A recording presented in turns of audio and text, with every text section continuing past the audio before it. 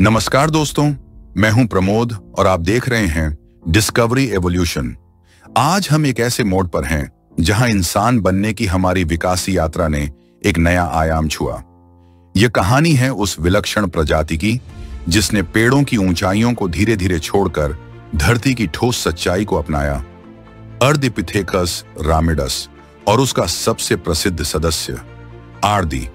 यह वह क्षण था जहां प्रकृति ने प्रयोग किया कि क्या एक प्राणी जो अब तक आकाश की शाखाओं में सुरक्षित था, वह जमीन की चुनौती को स्वीकार कर सकता है, और अगर हां, तो उस चुनौती ने आगे चलकर हमें कैसे गढ़ा। कल्पना कीजिए, आज से लगभग 44 लाख वर्ष पहले पूर्वी अफ्रीका के गीले वनों और झाड़ियों के बीच एक प्रजाति जी रही थी जो न बंदर थी न पूरी तरह इंसान, लेकिन दोनों के बीच की एक गूंज जैसी थी। यही अर्दी थी, एक चेतन जीव जो विकास की उस नाजुक सीमा पर खड़ी थी जहां अस्तित्व का हर निर्णय एक नई दिशा तय करता था। आर्डी की कहानी हमारे अतीत की उन शाखाओं को रोशन करती है जिन्हें समय और विस्मृति की धूल ने ढक दिया था। यह वह क्षण था जब मनुष्य बनने की नींव रखी जा रही थी, बिना औजारों, बिना भाषा और बिना किसी योजना के, केवल एक प्राकृतिक प्रयोग के तहत। आर्दी की खोज 1994 में इथियोपिया की अफार घाटी में हुई थी और 2009 में वैज्ञानिकों ने पहली बार उसकी पुनर्निर्मित संरचना प्रस्तुत की। यह खोज एक कंकाल तक सीमित नहीं थी, यह एक जीवन दर्शन की खोज थी। लगभग 110 हड्डियां एक पूरी प्रजाति की जीवंत कहानी कहने को तैयार थी। वह एक ऐसी होमिनिन थी जो पेड़ और जमीन के बीच झूल रही थी, एक जैविक और सामाजिक प्रयोग के रूप में। उसके कंकाल ने यह बताया कि विकास कभी सीधा नहीं होता, वह भटका हुआ, उलझा हुआ, लेकिन अत्यंत खूबसूरत होता है। आर्दी की शारीरिक रचना में विशेष बातें थीं। उसका कूल्हा कुछ ऐसी बनावट का था जो पेड़ों पर चढ़ने और जमीन पर चलने दोनों को संतुलित करता था। उसकी हाथों की लंबाई और उंगलियों की पकड़ आज के चिंपांजियों जैसी थी, लेकिन उसके पैर और रीढ़ की बनावट में कुछ ऐसा था जो उसे 2 पैरों पर चलने की दिशा में ले जा रहा था। यह मिला जुला रूप एक जैविक प्रयोग जैसा था जिसमें प्रकृति देख रही थी कि क्या यह नया तरीका काम करेगा। आर्दी की दैनिक दिनचर्या पर विचार करें। वह दिन की शुरुआत सूरज की पहली किरण के साथ करती होगी। झाड़ियों और शाखाओं से बनी एक ऊंची जगह पर रात बिताने के बाद वह धीरे धीरे नीचे उतरती, अपने समूह के अन्य सदस्यों से मिलती और फिर शुरू होती उसकी सबसे बड़ी चुनौती, भोजन की तलाश। वह पत्तियां, फल, कीड़े और शायद छोटी छोटी जड़ें और छालें खाती थी। वैज्ञानिकों को आर्दी के दांतों के घिसाव के आधार पर यह अनुमान मिला है कि उसका आहार बहुत ही विविध था, जिसमें सख्त चीजें भी थीं जो दांतों से तोड़ी जाती थीं और कोमल चीजें भी जिन्हें चबाने में ज्यादा ऊर्जा नहीं लगती। वह अपने परिवेश को बहुत अच्छे से समझती थी। वह जानती थी कि किस पेड़ पर फल मिलेंगे, किन झाड़ियों में कीड़े छिपे होते हैं और किस दिशा से खतरा आ सकता है। उसके दिन का हर क्षण भोजन खोजना, साथी से संपर्क बनाना, पेड़ पर चढ़ना या विश्राम करना, हर गतिविधि उसके अस्तित्व से जुड़ी हुई थी। उसके जीवन का हर दिन एक संघर्ष था, लेकिन साथ ही एक नया पाठ भी। खान पान के साथ साथ आर्दी का दिन सामाजिक गतिविधियों में भी बीतता होगा।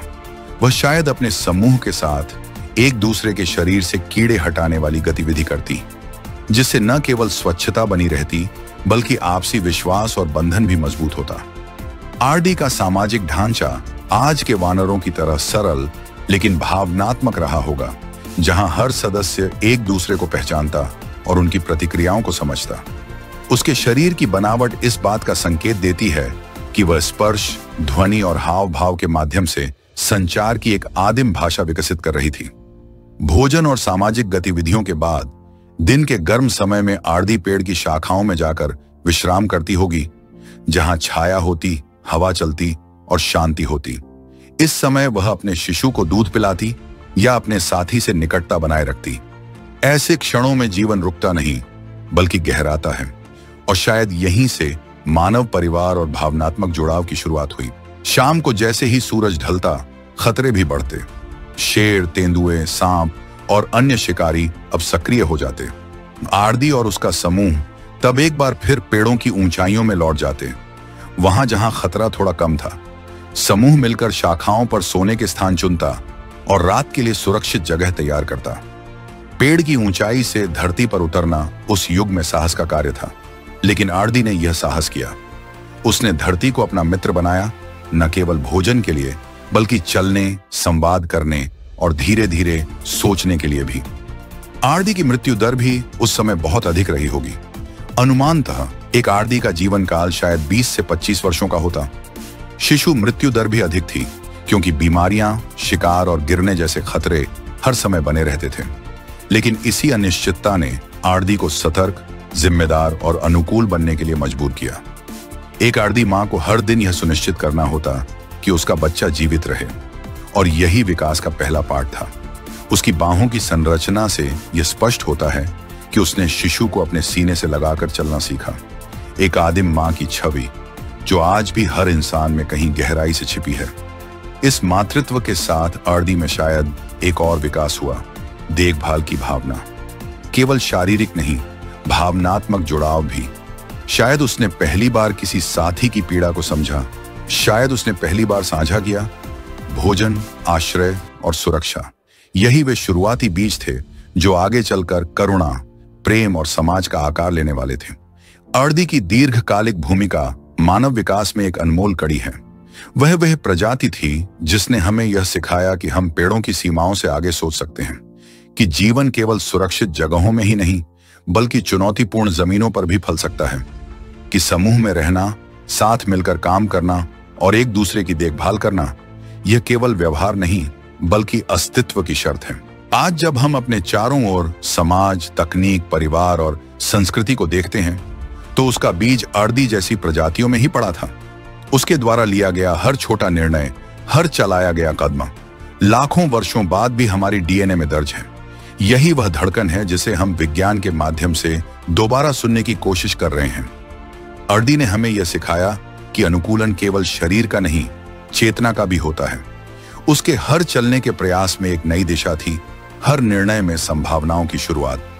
तो अगली बार जब आप जमीन पर नंगे पांव चलें या पेड़ के नीचे विश्राम करें, एक क्षण के लिए उस पूर्वज को याद करें जिसने सबसे पहले यह किया था। बिना किसी भाषा के, बिना किसी औजार के, केवल विश्वास और जिज्ञासा के साथ। उस क्षण में आप केवल अपने पूर्वज को नहीं बल्कि स्वयं को भी देखेंगे, एक ऐसे रूप में जहां विकास की चेतना ने पहली बार धरती पर पहला कदम रखा था। आर्दी वह थी जिसने धरती को पहली बार इस तरह छुआ, जैसे कोई बच्चे की तरह डरते हुए लेकिन उत्सुकता से। वह हमारी खोई हुई जड़ थी, हमारी विकासीय कहानी की पहली कविता और शायद पहला स्पर्श जिसने हमें भविष्य की ओर मोड़ा। उसका हर स्पर्श, हर आहट, हर निर्णय एक ऐसा बीज था जो आज हमारी सोच, संवेदना, सामाजिकता और कल्पना में फल चुका है। उसकी अनकही भाषा, उसकी आंखों की चुप्पी, उसकी चाल की हिचकिचाहट, सब कुछ आज भी हमारे अंदर जिंदा है। शायद हम जितने तकनीकी और आधुनिक हो चुके हैं, उतनी ही गहराई से हम आर्दी के साथ जुड़े हैं, क्योंकि हम उसी चेतना की संतान हैं जिसने सबसे पहले दुनिया को अपनी नजरों से देखा था। अगर आप चाहते हैं कि हम ऐसे ही और अनसुने विषयों को लेकर आते रहें, तो चैनल को सब्सक्राइब करें, और अगर आपको हमारा काम मूल्यवान लगे तो सुपर थैंक्स या मेंबरशिप के माध्यम से हमारा साथ जरूर दें। यह आपके समर्थन से ही संभव हो पाता है कि हम इतिहास, विज्ञान और इंसानियत की इस यात्रा को और दूर तक ले जा सकें।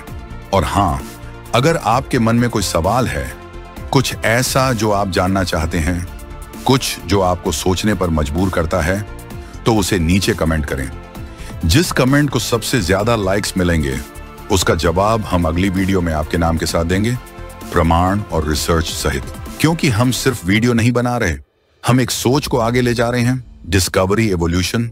और अगर आप सोशल मीडिया पर मुझसे जुड़ना चाहते हैं तो इंस्टाग्राम पर आइए, याई डिस्कवरी एवोल्यूशन। वहां मैं वीडियो के पीछे की झलकियां, अपडेट्स और कुछ मजेदार बातें भी शेयर करता हूं।